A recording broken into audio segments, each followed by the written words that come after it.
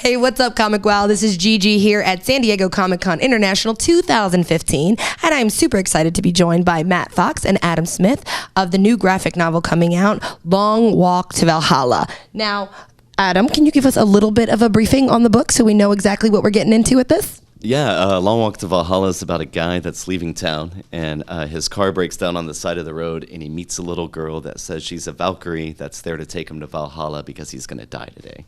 So it flashes back to when he's a kid with his younger brother, and it follows him throughout his whole life to that point where his car breaks down. What was the inspiration behind this book? I know that's a common question, but it is the most important thing, I think, when you're reading a book to kind of get into the writer's head. Where did this come from?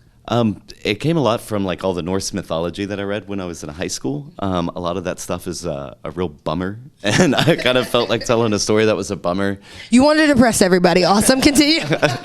So I set out with that, and then I had the character of Sylvia in mind for another book, and then writing is always so weird because you'll make all these projects, and sometimes you don't use half of anything. And so she was kind of somebody that I always wanted to mess with.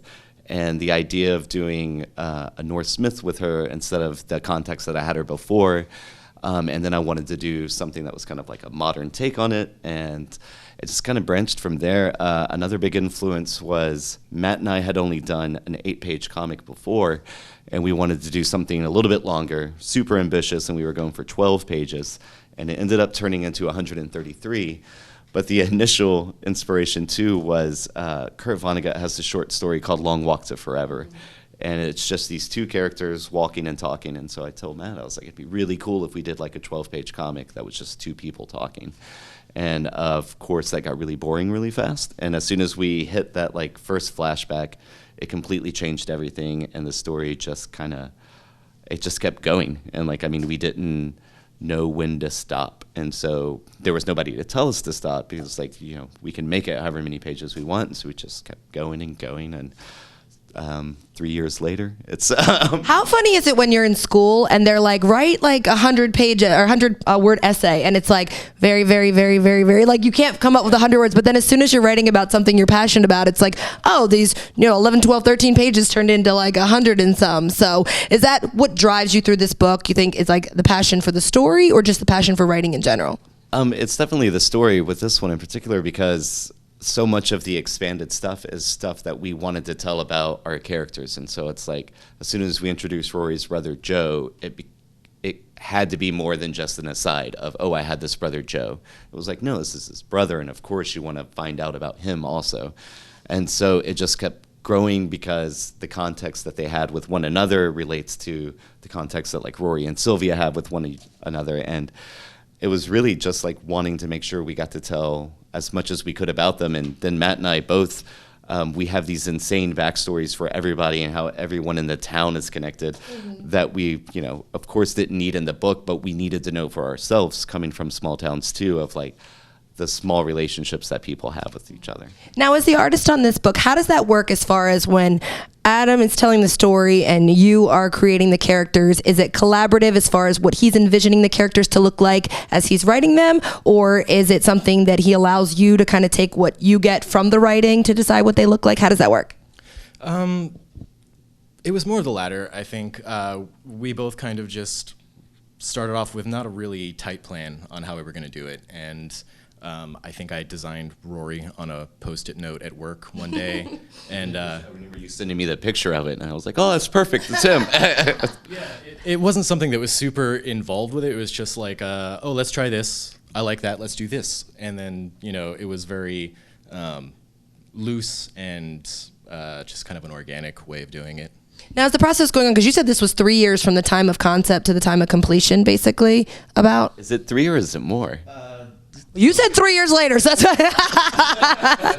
concept. It's probably more around 4. Yeah. Okay, so from that, like, take us through a little bit for the fans as far as how that happens. Is it the story is often adjusted by the art itself? Like, as you're seeing these characters come to life in a picture, do you adjust the story a little based on what you now see them to look like? Or is it something like the story maintains and maybe the art adjusts? It was super collaborative, just in the sense that we were both coming at one another with stuff that we wanted to do. Like, there's a scene that takes place at a creek where they like use a rake in a ditch to pull these crawdads up out of the creek.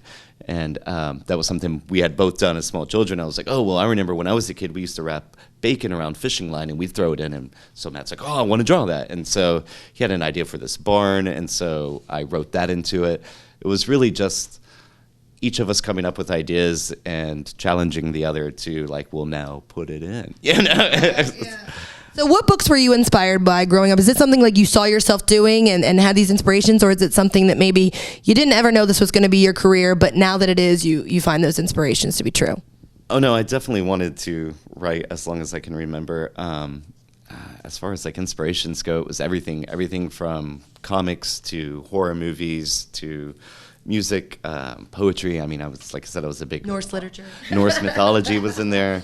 Probably not as much as, like, I kind of don't want to announce myself as some sort of expert on it, because then someone's going to be like, well, you know, Valkyrie's really... and it's like... It's comics. We can take whatever liberties we want in comics, people. I mean, people fly. We can do whatever we want. I'm not an expert in Norse mythology at all. Don't use that to study for your history test. But I mean, there's even video games. I've always just loved stories, and I love characters more than anything. And so, just getting to work with characters is all I wanted to do. I like action and stuff, but it's never been like, you know, what drives me. I never want to. Why the characters in the action has always been more interesting to me. And so, anything that has something like that, like Bukowski, Tom Waits is always telling great stories. Nick Cave. Kurt Vonnegut, Michael Chabon, Neil Gaiman. I mean, there's just so many. Like, I could talk forever. So now this is your first book together. This is the big time. What is it like right now being at San Diego Comic-Con and doing interviews and promoting this book and knowing it's coming out just in a couple weeks, right? What does that feel like? It's really surreal because at least on my end, like I just sat at home and drew the whole time. Like on Post-its. Right, yeah, exactly. And when we originally started doing it, we knew like the book was going to get larger, so we were going to start doing it in issues and self-publish it that way. And we'd even self-published the first 22 pages before we'd submitted. Oh, wow. So like, I just totally forgot where I was going. Welcome to my life. That happens all the time. Yeah, so but what is it like being here at San Diego? Being here at San Diego. That's what it's like. It's so surreal. You lose your train of thought. You lose your mind. That's exactly what it's like, man. Yeah, no, just going from just being at home and like my only experience with comics outside of drawing it itself is just like seeing other people online, you know, talking about comics and seeing photos and everything. Like being here at San Diego for the first time. It's pretty crazy. Like it doesn't feel. I feel like at any moment I could be just fired from comics. Like not if we have anything to say about it. I snuck in the back door and no one's found out yet. Yeah. So it just kind of feels like I'm just waiting for the other. So that badge is a photocopy. You can get pink tape anywhere. Yeah. It's available anywhere. Now, for your particular characters, do you find that maybe when you're drawing these people that you take a little bit of people that you actually know and put little attributes, like it's like, oh, I think that girl's got, you know, great hips, I'm going to draw that into this character, or like, oh, this character kind of reminds me of this person, so I'm going to take inspiration. Like I know even Disney says that when they draw certain characters, they've taken inspiration from celebrities and put the features in. So do you do a little bit of that in your work? I'm not that good at drawing. Did you save that Post-it to sell later on eBay when this book goes big time? I didn't. I found it, but I lost it when we moved. No, basically, actually, Adam's scripting is so good that like I would read the characters and they were just like, I didn't know anybody like that. And so I was really just kind of taking what he had written down and creating more in my head for that character. Like with the design of Sylvia, she's got a blue sundress on, and she made her armor out of cardboard. And that was specifically, Adam didn't really give me any, you know, ideas for what he wanted for that. He was just like, start designing. And I remember when I was a kid, my dad owned a hubcap store growing up before hubcaps became extinct. And along with payphones and yeah. So when I was growing up in this store, and all hubcaps come in cardboard boxes, and so I just made so many things out of cardboard because it's really easy. All you need are scissors and tape, and you can make whatever you want. You can make a Ghostbusters Proton Pack out of a cardboard box. I've done it. Yeah. So it was just more of like, you know, taking what he had written of these characters of like, okay, this is their personality. you know, how would she make her own costume? What would she think would be cool to be a Valkyrie? And so it was more of that than trying to pull from other outside influences. It was just trying to dig into the stuff we were talking about and the things that Adam was writing down, and just trying to build from there. Mm-hmm. Fantastic. It sounds like such a creative process that I would love to be able to experience someday in my life, but I am far worse at drawing than you could ever imagine. I'm pretty sure the only thing I write on Post-it notes is grocery lists, and I'm a writer, but not that kind of story. But tell everybody, so now going forward, this book is getting ready to come out very soon.